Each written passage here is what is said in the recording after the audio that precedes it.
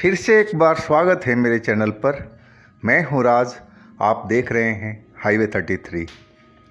दोस्तों, आज की जो कहानी है ये यूपी के एक शहर देवरिया की है। देवरिया के पास की एक गांव की। वहाँ पर एक ट्रक ड्राइवर जिनका नाम है सुरेश जी एक ट्रक नौकरी करते थे, एक तरह से कहा जाए तो। और वो पंडित थे, लेकिन शुरू से ही ट्रक लाइन में रह चुके थे। उनके पिताजी एक ज्योतिषी भी थे और पंडिताई भी करते थे। तो सुरेश जी ने अपना मन बनाया। काफ़ी दिन से उन्होंने मन बना रखा था, पैसा भी जोड़ रखा था खुद का ट्रक लेने का। और एक ट्रक उनको उस बजट में नज़र आ गया था। लेकिन उस ट्रक को लेने वाले कई और भी लोग उस पर नज़र गड़ाए हुए थे ट्रक लेने के लिए। लेकिन ट्रक मालिक से इनकी सारी बातचीत पक्की हो चुकी थी और वो ट्रक को आज लेना चाहते थे। शनिवार का दिन था और कहा जाता है, बड़े बुजुर्ग कहते हैं कि शनिवार को लोहा कभी भी खरीदना नहीं चाहिए। और वो ट्रक आज ही अगर ये नहीं लेते तो कोई दूसरा ले जाता। तो ये अपना घर पहुंचे थे अपने पिताजी से कुछ पैसे लेने के लिए। तो पिताजी बोले, ठीक है ट्रक ले लो, लेकिन आज नहीं, कल ले लो या परसों ले लो। आज शनिवार है और दिन भी आज का सही नहीं है, और जो ग्रह नक्षत्र है वो भी सही नहीं है। आज का टाल कर लो, कुछ पैसा उसको दे दो और बाकी हम कल दे देंगे और ट्रक ले आओ। लेकिन जिसका ट्रक था वो पूरा पैसा लेना चाहता था कि उसको किसी को देना था कर्जा, और कर्जे के वजह से ही वो अपना ट्रक को बेच रहा था। मामला यहाँ फंसा हुआ था। लेकिन सुरेश जी नए ज़माने के लोग थे और अपनी पंडिताई पर और ज्योतिषी पर वो विश्वास नहीं करते थे। पिताजी के बोले, पिताजी ठीक है आपकी बात 16 आने सही है, लेकिन ये सौदा अगर हाथ से निकल गया तो फिर इस बजट में ट्रक मिलेगा नहीं कोई, फिर हमें किसी दूसरे के पास ही नौकरी करना पड़ेगा। और मैं सोच रहा था कि खुद का अपना ट्रक हो। पिताजी को समझाने लगे थे सुरेश जी के जिद के आगे पिता बोले, ठीक है जाओ, तुम्हारी मर्जी है। कि आज का दिन तो वाकई शुभ नहीं है, ग्रह नक्षत्र सब भारी है। और किसी और भी कोई बता रहे थे कि आज ये चीज़ लगा हुआ है, जो कि सुरेश जी को जानकारी नहीं थी उसके बारे में। सुरेश जी ने जाकर के वो ट्रक ले आए पैसे दे करके। ट्रक तो बिल्कुल ठीक ठाक था और अपने पिताजी से ट्रक का पूजा भी करवाए। ट्रक चलाने लायक था, कोई उसमें कोई ऐसा कोई काम नहीं था कि मेंटेनेंस कराना पड़े, चलता हुआ ट्रक था।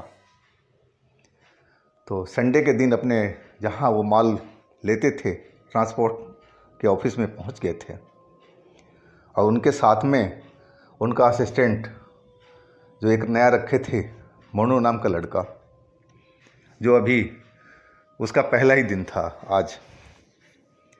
और चल पड़े ट्रांसपोर्ट ऑफिस में। वहाँ पर उनको बुकिंग मिली थी गंगानगर की, और बुकिंग अच्छी मिली थी, पैसे सही थे उसमें। वो माल लोड करके और गंगानगर की तरफ निकल चुके थे। लेकिन अभी गंगानगर तो दूर था और रात को करीब 11:30 बजे का टाइम था, और वो एक होटल से खाना खा करके निकले थे आगे जाने के लिए।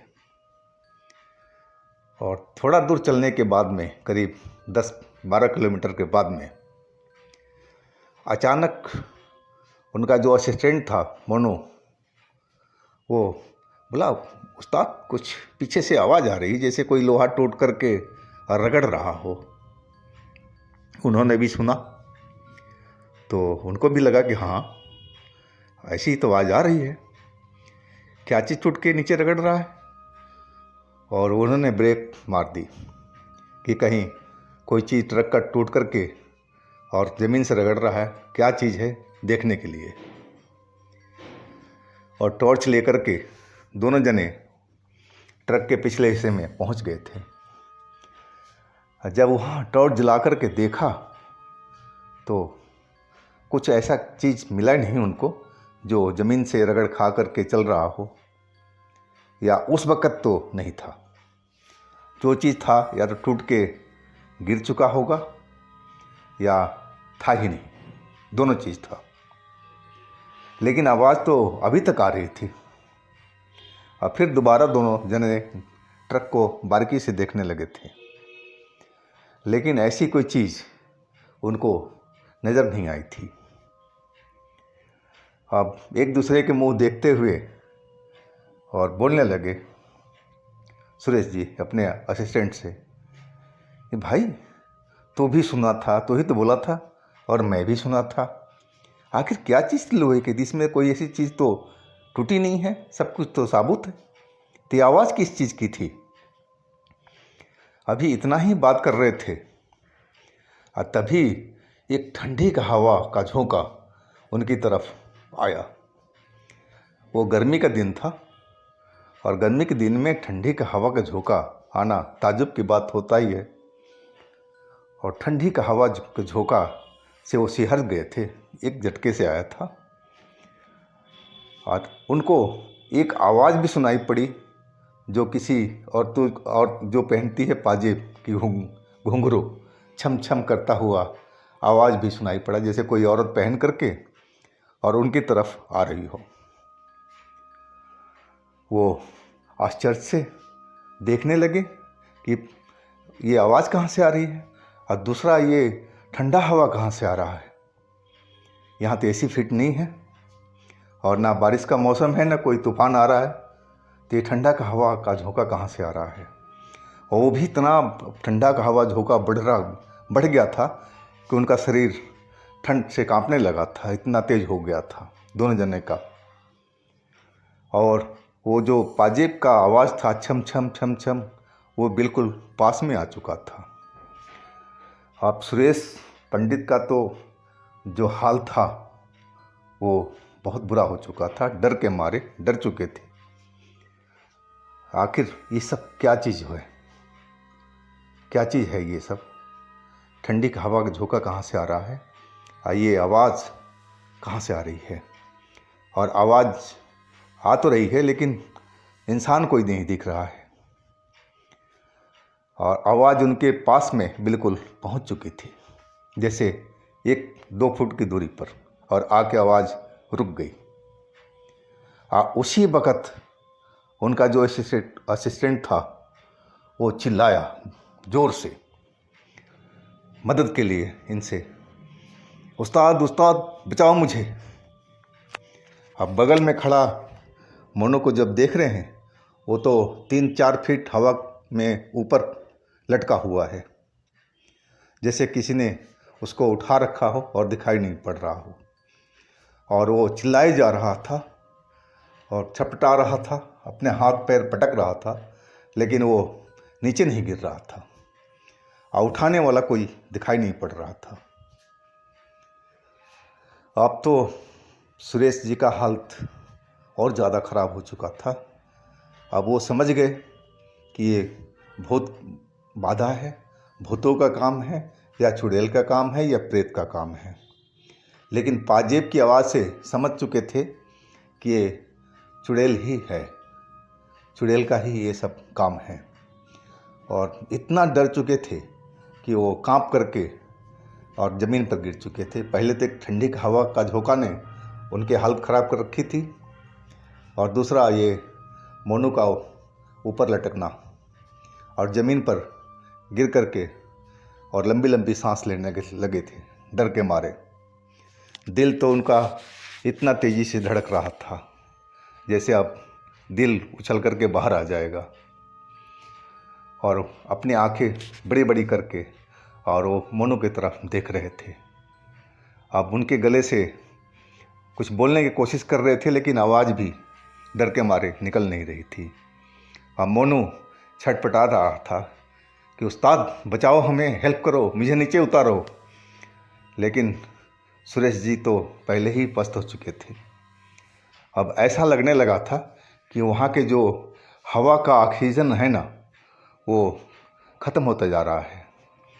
और उनको ऐसा लगा कि अब उनका दम घुट रहा है हवा के वजह से, ऑक्सीजन के वजह से ऑक्सीजन नहीं मिल रही थी। और वो समझ गए कि अब बचना मुश्किल है, ना मोनू बचेगा ना मैं बचूंगा, और सारा खेल ये चुड़ैल का ही है। लेकिन चुड़ैल थी जो कि नज़र नहीं आ रही थी, और मोनू अब लग रहा था कि वो भी डर के मारे बेहोश हो जाएगा। दोनों जने बुरी तरह से फंसे हुए थे और कभी भी दोनों की जान जा सकती थी उस चुड़ैल के कारण। और सुरेश जी अपने मन में पिताजी के शब्द याद आने लगे थे कि बेटा आज शनिवार का दिन है, आज के लिए गाड़ी मत खरीदो। लेकिन वो नहीं माने थे कि, और अपनी जिद पर ट्रक लेके आए थे और बोल रहे थे कि ग्रह नक्षत्र जो है अभी ठीक नहीं है। लेकिन वो भी नहीं माने थे। वो पिताजी ने उनको बहुत समझाने की कोशिश की थी, लेकिन वो नहीं माने थे कि ट्रक का सौदा हाथ से निकल जाएगा। अब तो इनकी जान पर पड़ी थी, जान चली जाए तो ट्रक लेके क्या करेंगे ये। और संजोग से उसी वक्त 5-7 ट्रक लाइन में चलता हुआ रोड पर गुजर रहे थे और उसकी आवाज़ सुरेश जी के कानों में पड़ रही थी, और उनकी जो हेड लाइट है वो रोड को चकाचौंध कर रही थी। और तभी जब वो बिल्कुल पास में आ चुका, अब ऐसा लग रहा था कि अब ये मर जाएंगे, क्योंकि इनका दम घुट रहा था। बिना ऑक्सीजन के ऐसे तड़पड़ा रहे थे दोनों जने, एक तो हवा में लटका हुआ था और एक ज़मीन पर गिरा हुआ था। और उसी कैनवाई के वजह से, जो ट्रक का कैनवाई आ रही थी, और उसी वजह से शायद चुड़ैल ने इनको छोड़ दिया था।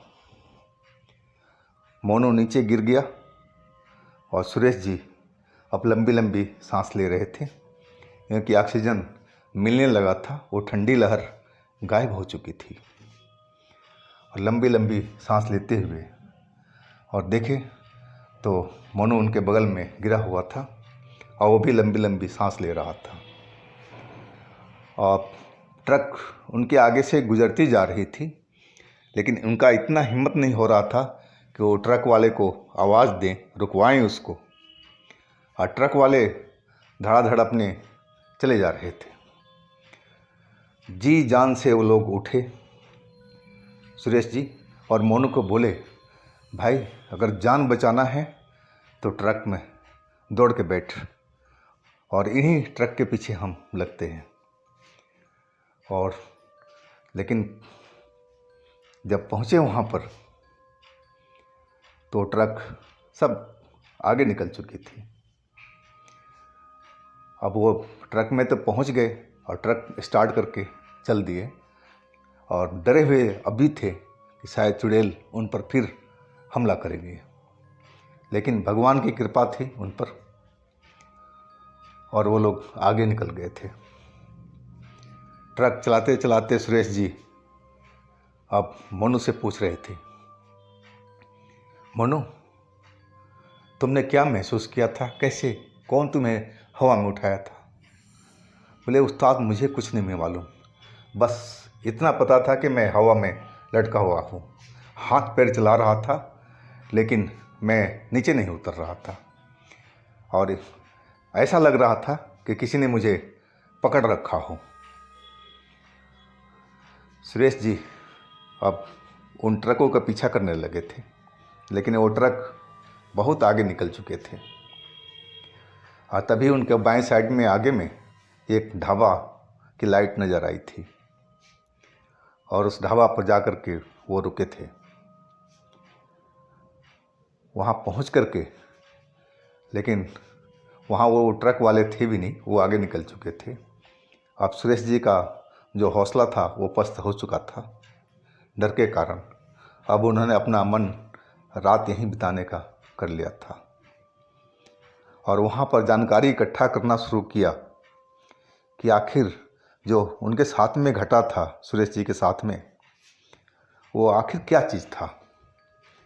लेकिन ना तो ढाबा मालिक बता चुका था और ना ही कोई वहाँ पर जो ट्रक वाले का आ रहे थे जा रहे थे, उनको भी कुछ मालूम नहीं था इस घटना के बारे में कि ऐसा हुआ तो क्यों हुआ था। लेकिन सबने बोला भाई तुम्हारी जान बच गई, अब यही तुम खैर मनाओ, ये तुम्हारे ऊपर कोई ग्रह थी जो अब कट चुकी है। तो ये थी दोस्तों सुरेश जी की कहानी। अगर आपके पास भी कोई अपनी स्टोरी है, कोई आप बीती है, ऐसी कोई घटना है, तो हमें इंस्टाग्राम पर या व्हाट्सएप नंबर पर शेयर कीजिएगा। हम आपकी कहानी को ज़रूर बनाएंगे और हमारे नए चैनल पर ज़रूर विज़िट कीजिएगा जिसका नाम है हाईवे हॉरर स्टोरी। लिंक मैं नीचे डिस्क्रिप्शन में दे रखा हूँ और आप ज़रूर विज़िट कीजिएगा हमारे चैनल पर। उसमें आपको लंबी स्टोरी मिलेगी और जो कि सुनने में बहुत मज़ा आएगा आपको। तो दोस्तों हमारे चैनल को लाइक कीजिएगा, सब्सक्राइब कीजिएगा, शेयर कीजिएगा और हम कल मिलते हैं एक नई कहानी के साथ में। आप लोग अपना बहुत बहुत ख्याल रखिएगा। नमस्कार।